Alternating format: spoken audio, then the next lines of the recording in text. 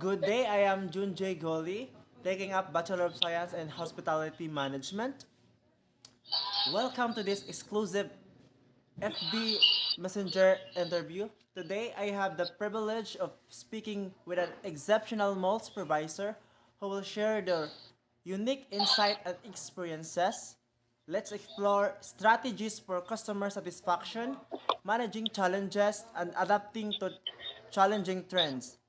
Let's engage, ask questions, and learn from our esteemed guest, Mall Supervisor Ricardo Kalugan. Thank you for joining us, and let's begin this enlightening interview. Good afternoon, interviewee. It's my pleasure to be with this conversation, and it's also a pleasure to share my experience as I manage my team. So let's start. You can I start your interview? How would you describe your leadership philosophy and management style? Uh, I can say my management styles depend on myself also. It includes by managing people, you have to manage yourself first. You have to entail consistency of discipline in yourself so you can apply it to your subordinates. How do you how do you motivate and inspire your team to achieve their goals? Inspiring a team, it's just a big task for me, but we need to encourage them, give them strategies on how to improve our team, and always give them positive thoughts and give them support in every action he rendered in our team. Okay. How can you share an example of a difficult employee situation or team conflict you have successfully resolved? How did you handle it? As I look back based on experience, we as a people we cannot please anyone because every people has the same has different attitude. So as I experienced the attitude of being arrogant about an employee, their absences and tardiness, that's the very basic problem of uh, the job I have right now. So all I do to make it good with the team work as a team. So I just talk to them heart to heart, then uh, reorient them or giving them an orientation to refresh their minds why they why they need this job and give them a warning for the non-conformance they have done, and after that I need to I need to make follow-ups with those things that I have given them as a written warning. What strategies do you use to promote a positive and collaborative work environment? Actually, teams teams work well if we have an harmony. If we work with harmony, teams will go well. So we need to deliver information, instruction clearly so that the subordinate can perform in a proper way. So we need to let them know that they understand what we have instructed so that they can make that job or instruction very well. Next, how do you handle and adapt to changes in the workplace or organizational shift? How do I adapt the changes? In this this globalizations, changes is constant. So as an area as an assistant area managers, I have make my mind open wide for any changes that may come. So I always empower my colleague to be always in positive thinking, not to drag, not to be dragged by negative, or sometimes if they got mistake, if they got mistake, they don't have to like surrender or to give to quit. So I always talk to them as a manager. You have to make open in everything.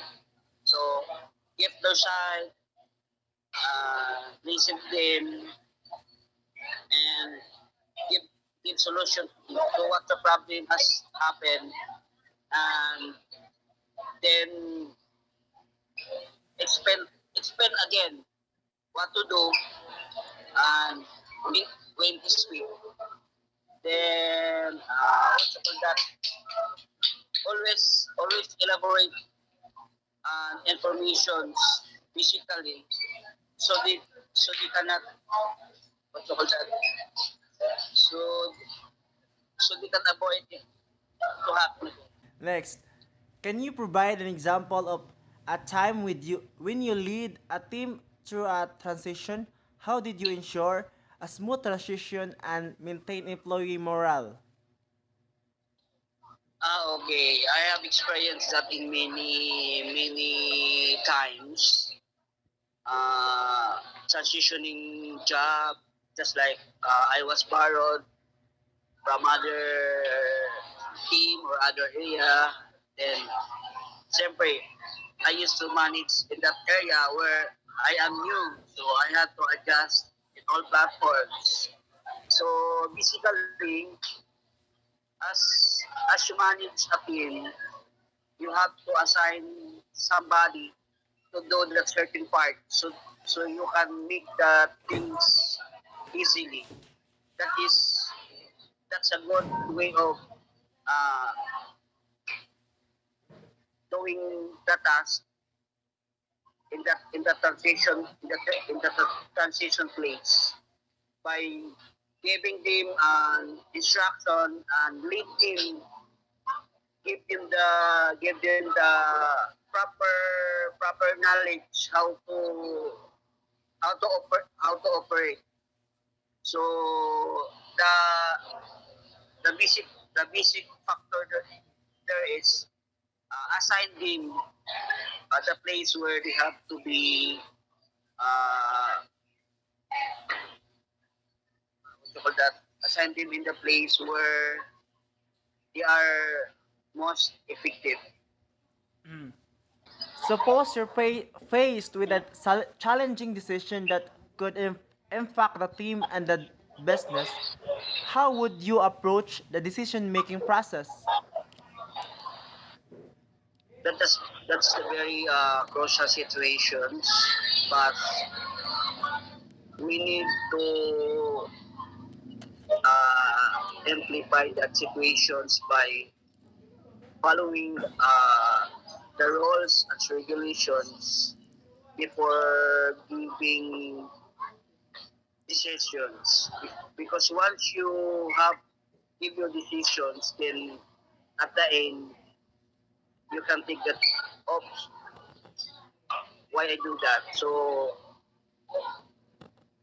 it's rather be so good if you have, before you decide, you have to consult other what to do, even though there's a rules, but it's it's better way to ask any ideas of your colleague, so you can so you can decide the best thing. Can you describe a situation where you had to to prioritize multiple tasks and manage time effectively. How did you handle it? Okay.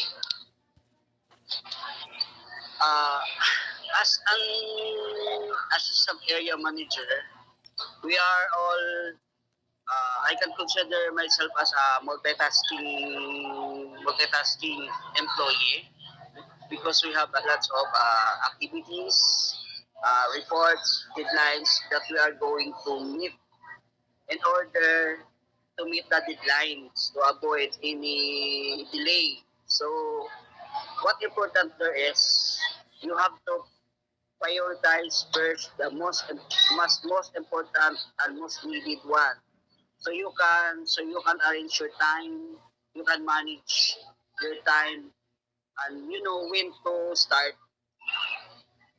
and you know what to do first. So managing time is not that easy, most especially if you're in a hurry for the deadlines. So you have to you have to choose the one that needs to be passed, even though it's all important, even though it's all needed. But there are steps to make. So just start with the one it is urgent. Urgent is different from immediate. Urgent is that's the one is you have to do at that time. So you have to consolidate your reports, or you have to consolidate your uh, assignments step by step. Which one, which what should I do first, next, up to the last part, and then submit. That's the basic way.